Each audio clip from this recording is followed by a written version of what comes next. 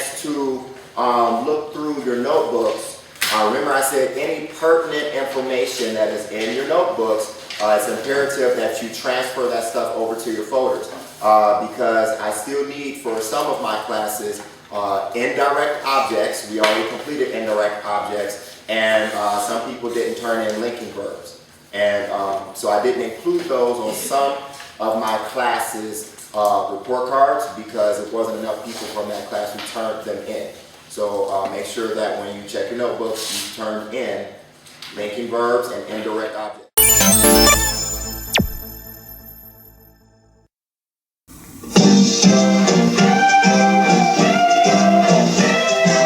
I did my thing in action. To be, to see, to feel, to live. I put my heart in action. To run, to go, to get, to give. That's where I find satisfaction, yeah. To search, to find, to have, to hold. When I use my imagination, I think, I plot, I plan, I dream, turning in towards creation. I make, I write, I dance, I sing. When I'm feeling really active, I run, I ride, I swim, I fly. Other times when life is easy, I rest, I sleep, I sit, I lie. That's what's happening. I can take a noun and bend it, give me a noun. Make it a verb and really send it. Show me how. Oh, I don't know my own power. And my thing in action, in being, and doing, and saying. A verb expresses action, being or statement. A verb makes a statement. Yeah, a verb tells it like it is.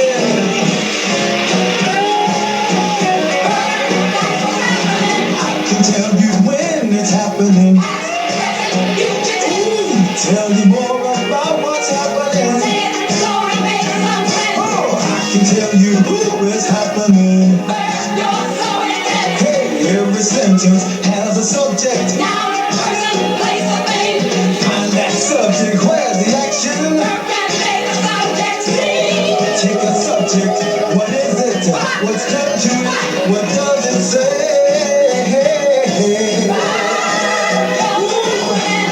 Question like, what is it? I can order like, go get it. When I hit, I need an object. Ooh, when I see the object. Do you see that ball? If you see it, then put the ball on the desk, man. Go ahead on. Yeah, all right. What? Me? It's gone. I did my thing in action. To work, to play, to live, to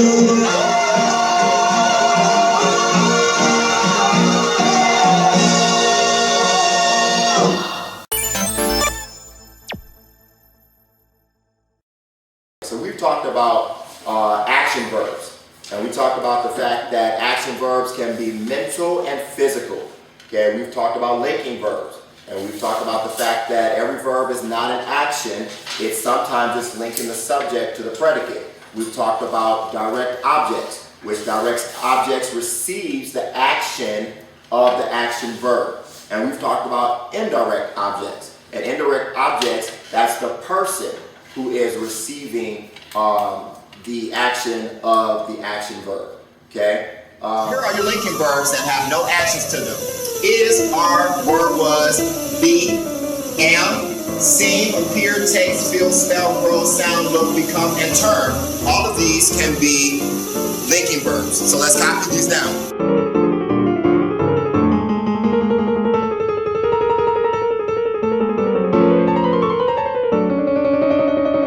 So the top row, is, are, were, was, be, and am, those are only linking verbs. Those are only linking verbs. But the bottom two rows, those can work as action verbs or linking verbs, which means they can actually commit some type of an action, or they can just state a state of being.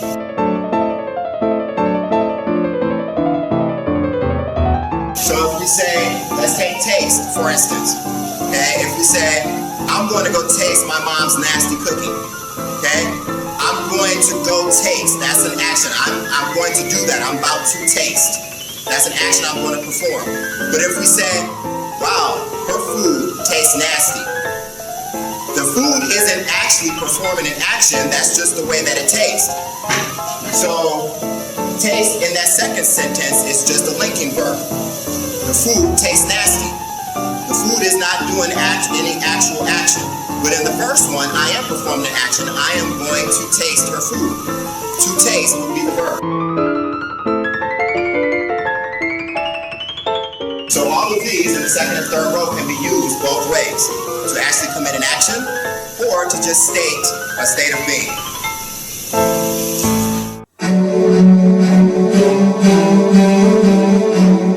There is one more type of verb which includes the to be verbs that describes a state of being and is not action. These verbs are called linking because they connect the subject to the rest of the sentence. When there is a to be verb, the subject is linked to another word or predicate. I am hungry. The linking verb is am. It links the subject I to an adjective, hungry.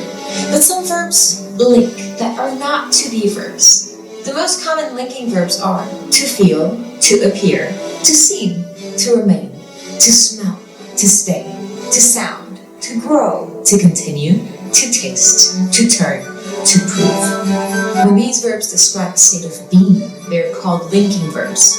I feel close to my dog. The doctor appears calm. I remain confused by the lecture. That sounds like a good idea. We grew hungry when we smelled the pork chops. I continue to think the world of my math teacher. The cake tastes delicious. The milk turned sour in the heat.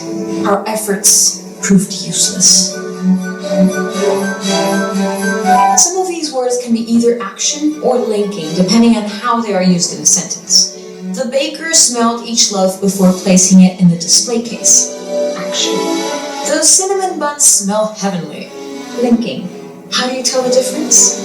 In the first sentence, the baker is doing something, smelling the loaves. In the second sentence, the cinnamon buns are not doing anything. They just give off that wonderful cinnamon smell.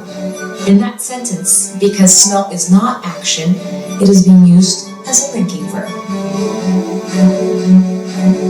Let's try another one. Sam appeared at the door in his Halloween costume. Action. Sam appears troubled by the news. Linking. In the first sentence, Sam is doing something. He has appeared. In the second sentence, appears is not an action that Sam does, just a state of being. He seems troubled by the news. Here's another. The bell sounded for dinner. Action. He sounds tired. Linking. Just remember that linking verbs are non-action verbs that describe a state of being. That should help you determine whether you're in action or linking territory.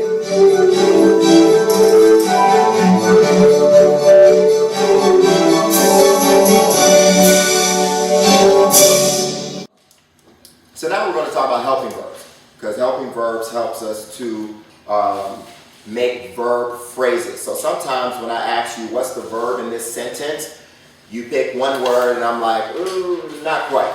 And though that word may be a verb, it's not the main verb. It might be, or it might not be a verb at all, but if you name the verb and it's not the main verb, then I'm looking for the main verb, and that word that is not the main verb might be a part of the verb phrase. So it might be a helping verb, helping to make the connection.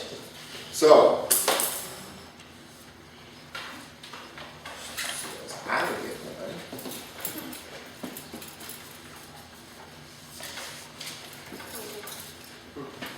Alright, so you should be on page 282. It should look just like this. And I've gone through the liberty in my book of highlighting different important information.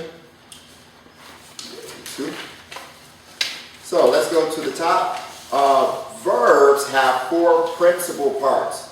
They have four principal parts. So all of this studying that we're doing of verbs, just know at the end of the day, there's four principal parts. All tenses of a verb can be formed from these principal parts and helping verbs. Below are the four principal parts of the verb act. We have the verb act, then we have the present participle, acting. Then we have the past, just the past tense, which is acted, and then the past participle, which is also acted. Okay? Next paragraph. Notice that the first principal part of the verb is the verb itself. For most verbs, you use this part to make the present tense. So for most verbs you come in contact with, you use the verb itself to describe something in the present tense. And remember, the present tense is something that can either be happening right now or something that continuously happens on a regular basis. Okay? So for instance, if I say I act for a living, that's present tense. I'm not doing it right now, but it happens on a consistent enough basis that it's considered present tense. Okay? You form the present tense you form the present participle by adding ing to the verb. I want you to write that down. Okay? What I just read. You form the present participle by adding ing to the verb. Write that down. Okay, so we've come in contact with ing words all the time. Tequila, we're right. You have a grammar sheet? Here you go. So we come in contact with ing words all the time. And so now you know when you see an ing word, that word is a verb in the present participle form. So if I say I am walking to Henry Ford High School, that's something I'm doing right now. That's the present participle. Okay, that was really weird. To come down and go back. Oh, okay. Like, what is she doing? Okay, so we're writing down this sentence right here on your sheet. You form the present participle by adding ing to the verb. And then the next sentence says the past and past participles, so the past and the past participle are the same for most verbs. So that's why you see both of them ending in ed, because they're the same for most verbs, but we'll study irregular verbs on a different day.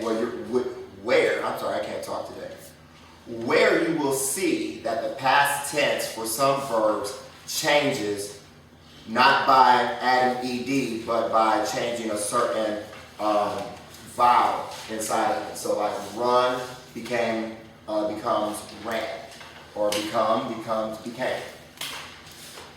Okay, so we're going to write down that second sentence also. The past and present participle are the same for most verbs. Okay, now who? Yep. You said the past Is that next underlined sentence. And then right after that you put ed. Oh, I know. The camera's on. What's up? Just point your hand up. Do you have a memory hand up? Okay, hold on.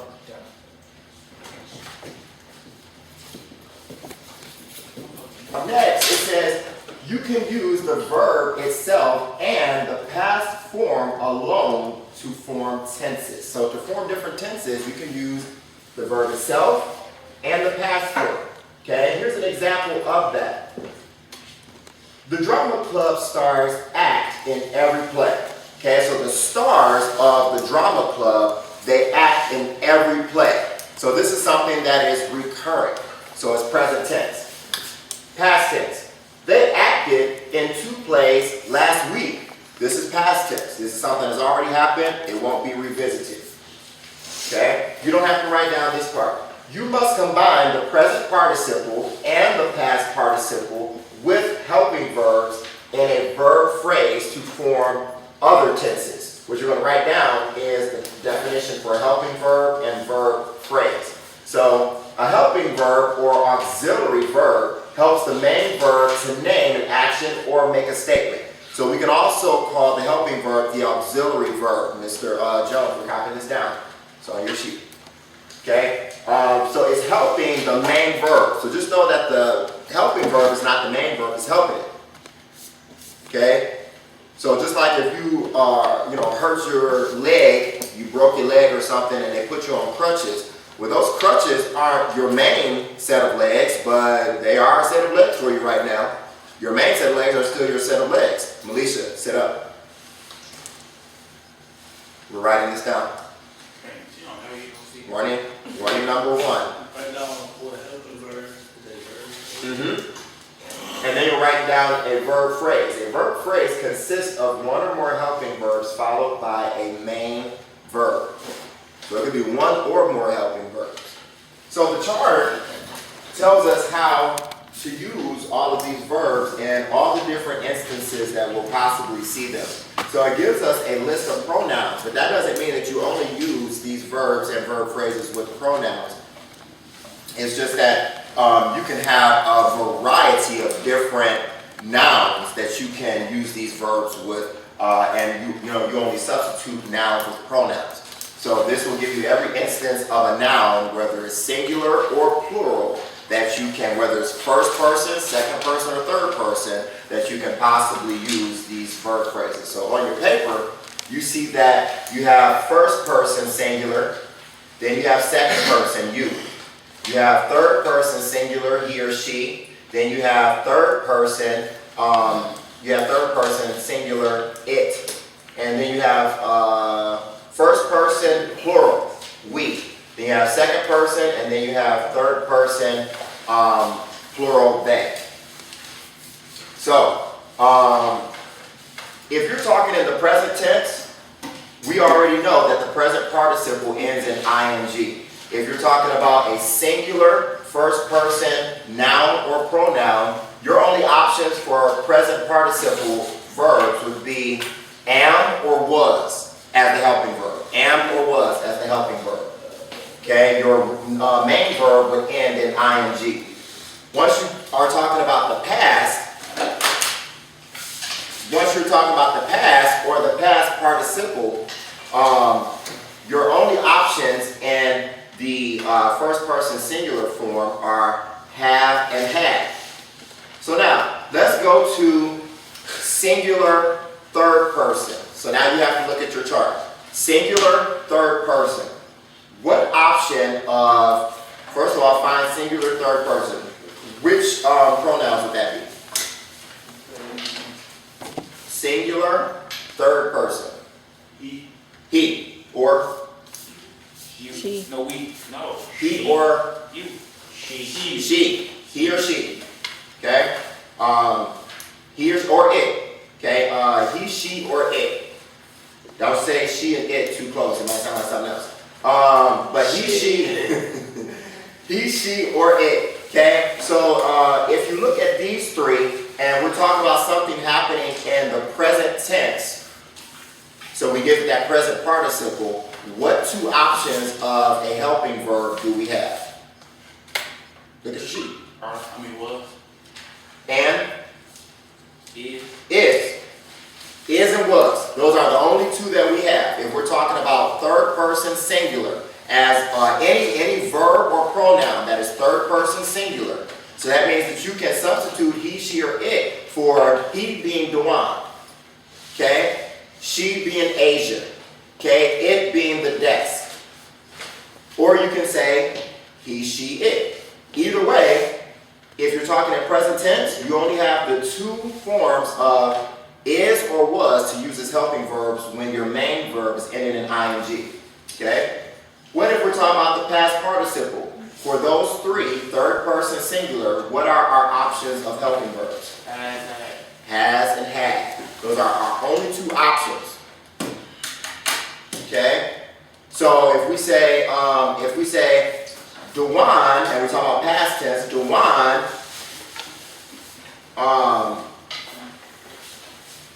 had played in yesterday's basketball game. And that's why they lost. No, I'm playing. But Dewan had dad played in yesterday's basketball game. Okay? Or we can say Duan has played, we can say has, Duan has played for Henry Ford in the past. Okay, he has played for them in the past. Or he had played. So some of them give you an instance of the past, and then some of them give you an instance of a further past. Okay, last one. What if we're talking about second person? What's second person? They. Not quite. You. You. Second person is you. Okay, so that's second person. You can be talking to one person, or you can be talking to multiple. So whether it's singular or plural, it's still going to just be you. It never turns into yous. Okay, unless you're from New York or something. Yous guys. Okay? You. If we're talking about something happening in the past tense, and we're talking about second person, past tense, past participle, what are our options? Have and had. Have and had. Okay? Same thing down here, same thing up here. Have and had. Okay, so let's just go over a quick example.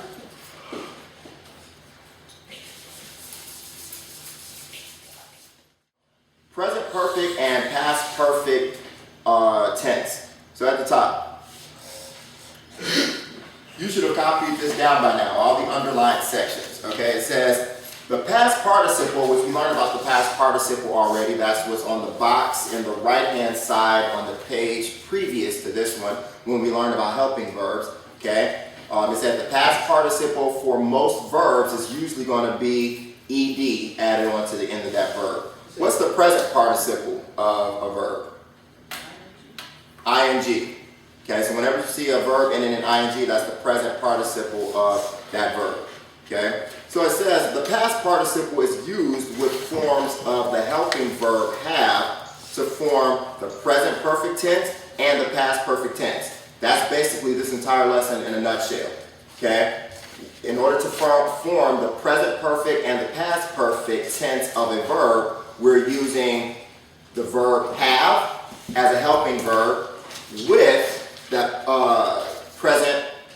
with the past participle. So with a verb ending in ed. Okay, so let's go down to the examples. The actor has rehearsed for many hours. Next example, we have talked often. Okay, here's the difference between these two sentences. For one, the present perfect tense consists of the helping verb have or has. Have or has. And the past participle of the verb. So these are the conditions on which you will use have or has. So it says we use the helping verbs have or has. Wasn't it or not? No. Okay. I was just letting some fresh air in. So it says that you use have or has with the past participle to form the present perfect tense. Okay? And to know which one you use, have or has, you have to turn back to the page prior to see which point of view you're even talking in, or which point of view the sentence is in.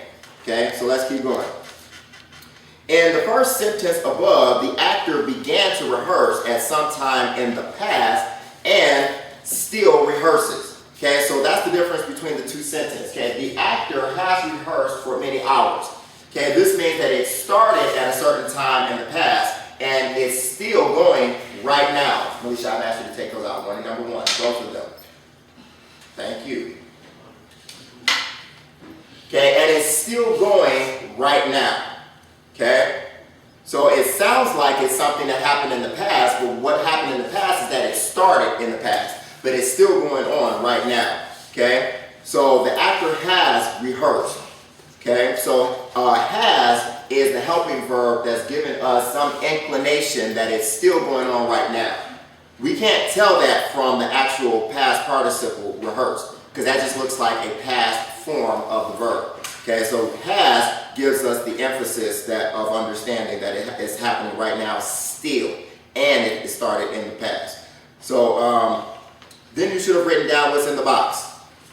The present perfect tense of a verb names an action that happened at an indefinite time in the past. It also names an action that started in the past and it is still happening in the present. Okay? So here's the other sentence. We have talked often. We have talked often. Okay, this is an action that has happened at an indefinite time in the past. Okay, we can't really classify what particular time it happened, but we know it happened. Okay, and because we do it, this is something that we do often. We know that something that is recurring is something that's considered present tense.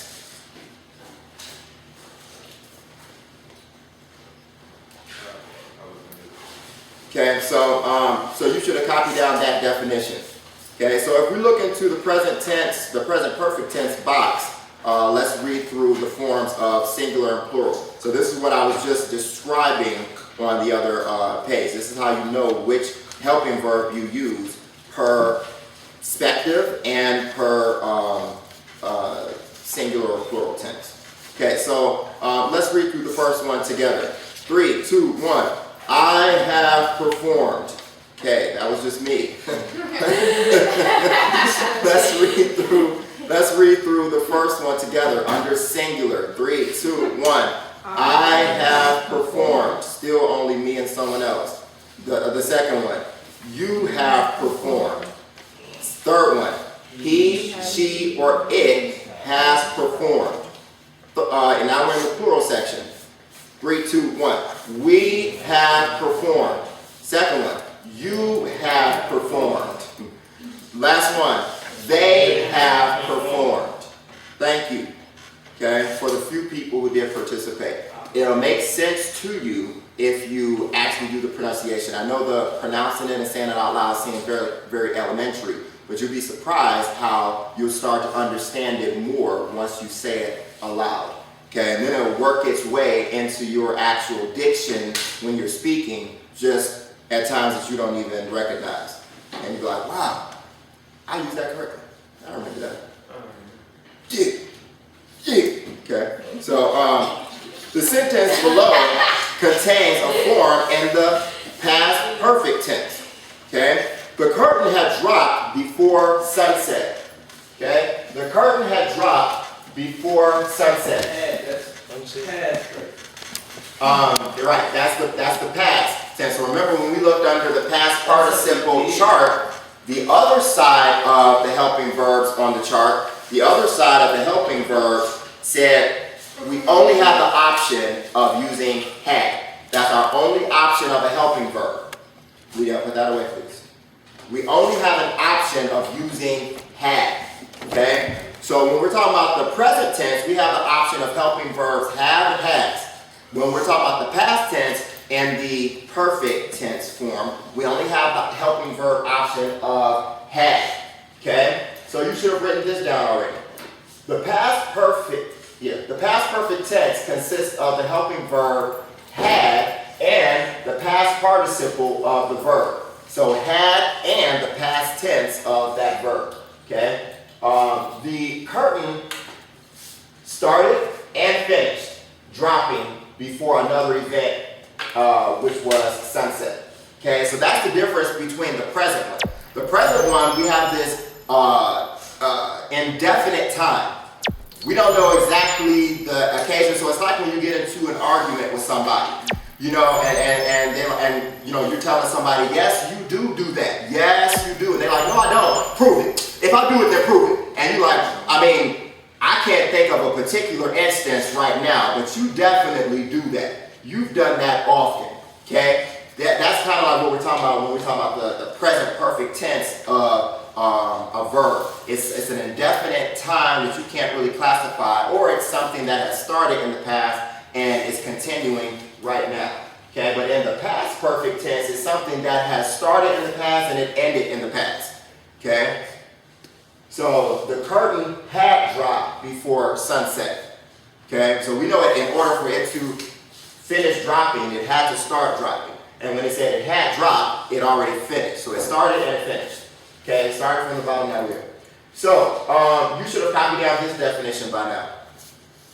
The past perfect tense is the past perfect tense of a verb names an action that has happened before another past action or event. Okay, so it's had only. So let's go down to the past perfect tense and let's read through the sentences again. Singular side, 3, 2, 1. I had started. Second one, this is the, so that's first person, this is second person. 3, 2, 1. You had started. Okay, this is third person. 3, 2, 1. He, she, or it has started. Okay, now we're on the plural side. 3, 2, 1. We had started. That's still first person, but that's first person plural. Remember, first person plural has to include other people and yourself. For second person, it doesn't change. It's still just you. Okay, so second person, 3, 2, 1. You had started. Okay, third person, they had started. Verbs, but here they're used like helping verbs. Okay, so the first example says Althea is finishing her song. Okay, is helping out finishing. That's what she's doing, right? That's what she's doing. Okay, which one is the present participle? Which one is the helping verb? Thank you. The helping verb is, and the past and the present participle is finishing. Okay, so this is our verb phrase. Is finishing is our verb phrase. Both of those are verbs in the same sentence. That's our verb phrase. You should be writing this down. You have it down already? That doesn't work. We should be writing them. Okay, the black part of it doesn't work. Barely. Yes, we do. Okay. We should be writing them sentences down. No, not the sentences. All the underlined portions. Okay, the next one. I am listening carefully. Okay? So if I say, Lagarde, sit up. I am listening carefully, Mr. Kelly. Okay? That's an example. Okay? We are planning a show. Present progressive form of a verb names an action or condition that is continuing in the present. Okay, it consists of the helping verb am, is, or are, and the present participle of the main verb. Okay, this is something that is continuing in the present. It's happening right now. Okay, so the chart below gives us all the different perspectives with the different verbs. Now, the past progressive form. The past progressive form consists of the present participle with, the past progressive form consists of the present participle with was or were. Okay, so you're still using the present participle. So this time we're only changing the helping or linking verbs to was and were. Okay, the verbs in the sentences below are in the past progressive form. So the plot was becoming scary. The plot was becoming scary. We're talking about a past event at a play that we were at. The plot was becoming scary. Okay, it's not still doing that. That's something that it was doing at the time that the play was going on. Okay, I was growing excited as the plot was growing. As the plot was becoming scary, I was growing excited. Okay, we were hearing moans. We're going to go ahead and pass that one. I don't know what that was talking about. We're going to go ahead and pass that one. Okay. Probably the ghosts. We're going to assume that. The ghosts were, okay. Ghosts were rushing toward us. Okay? So notice the present participle in an ing and only the verbs was and were, which are still verbs of the form of be. So the past progressive form of a verb names an action or condition that continued for some time in the past. Okay, it continued for some time. So it sounds like we're talking about the present of the past. Okay, it was continuing for some time. Okay, someone give me a noun. Mr. Kelly. Mr. Kelly. Mr. Kelly's McDonald's car. Okay. The shade. shade. The shade. Okay. Mr. Kelly's. Oh, you do that.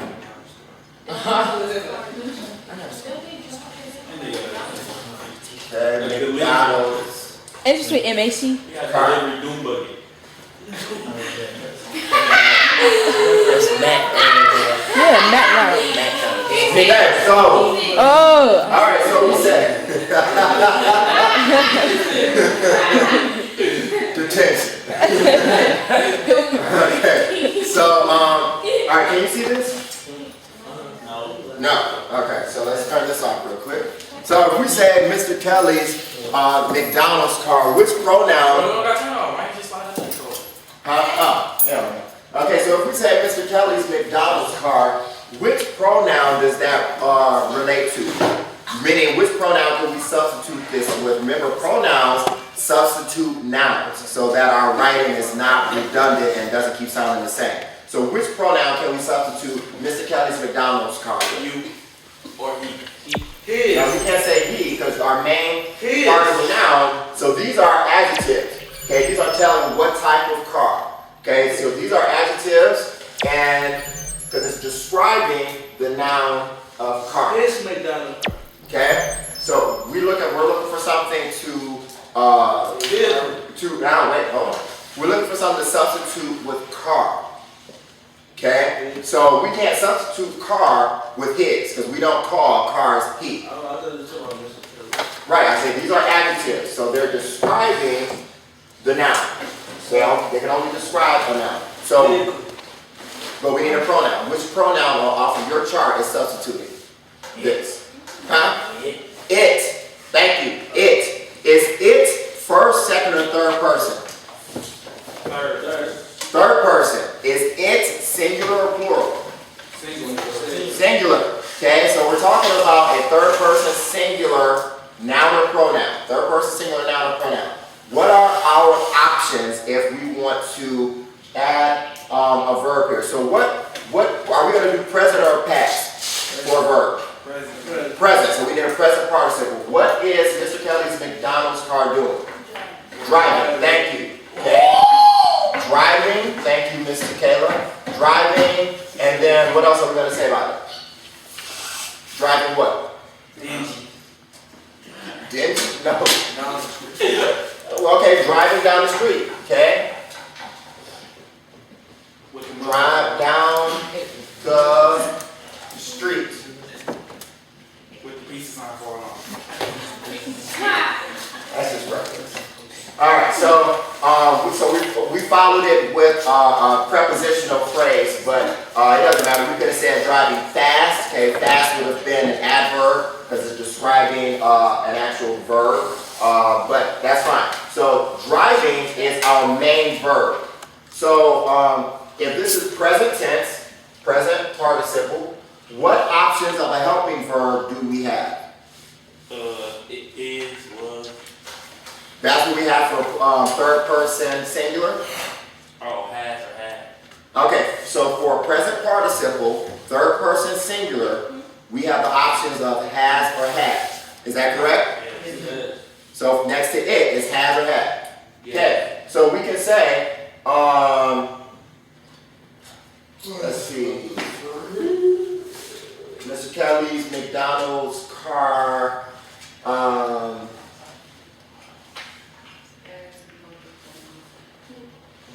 no, it shouldn't be has or had. No. For present, Is and what? for present, it is and was. Has and had. Right, we're looking for present tense. Oh, yeah, is and was.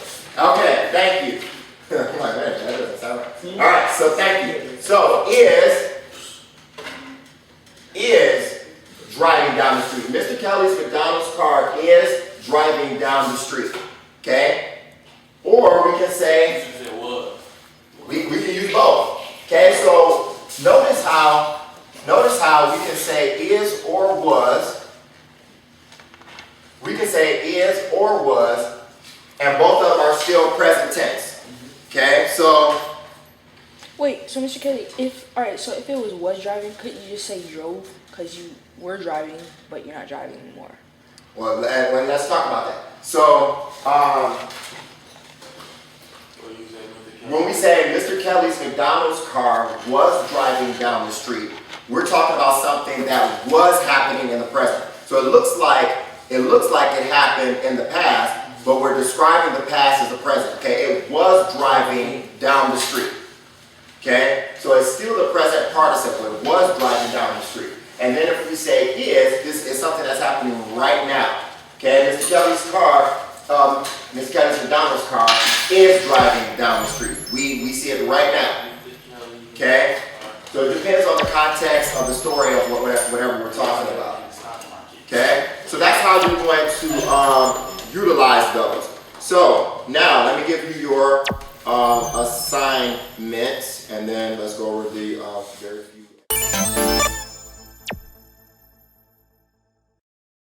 Now let's go through the examples.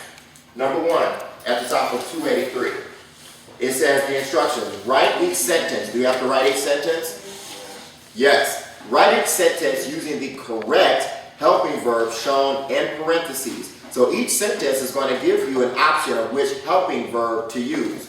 And you're going to choose one of those depending on how it should be, what the rest of the sentence is saying. So you're going to write each sentence and choose the correct helping verb. Then underline the verb phrase in its totality. Remember, the verb phrase is going to be the main verb and the helping verb. Okay? So if we look at number 1, stage hands blank preparing the scenery and props. Stage hands blank preparing the scenery and props. So we have 2 options in parentheses. What are they? Are and have. Okay, so which one should we use? First of all, let's go back to our subject. Stage hands can be substituted for which pronoun in the box on the 282? Now, which pronoun? Which pronoun can stage hands be substituted for?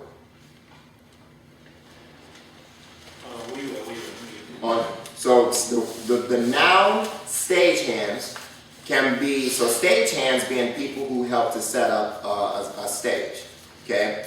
That can be, so we're talking about people. That can be substituted with which pronoun on page 282? I can't hear you. I can't hear you. Look now, look at the pronouns box. They. Okay, stage hands, that is third person plural. We're talking about more, because it has an S on it, so we're talking about more than one. And then we're talking about stage hands, so we're not saying Karen, and we're not saying Kevin, so we're not talking about any one person. We're talking about more than one person, and we're not saying I. Okay, so it's not first person. Okay, so when we're giving names, you know, we're talking in third person. So if we use they, then it says, what are our, well, first of all, what's our main verb in number 1? Preparing. Okay, preparing. So is that present participle or past participle? Present. Present participle, because it has ing. Remember, anything with ing on it is present participle. So that means that we're all the way at the bottom with they. Go down to they on the chart. That's third person, plural, and we're in present participle. What options do we have? Are. And? Were. Are and were. Which option do we have from number 1 of that? Are. So that's the only one we can fill in. So stage hands are preparing the scenery and props. Okay? So that's what you're going to do if you are responsible for number 1. Part A. Okay, write the sentence, underline, and pick the verb, the helping verb in parentheses, and then underline the entire verb phrase. Okay?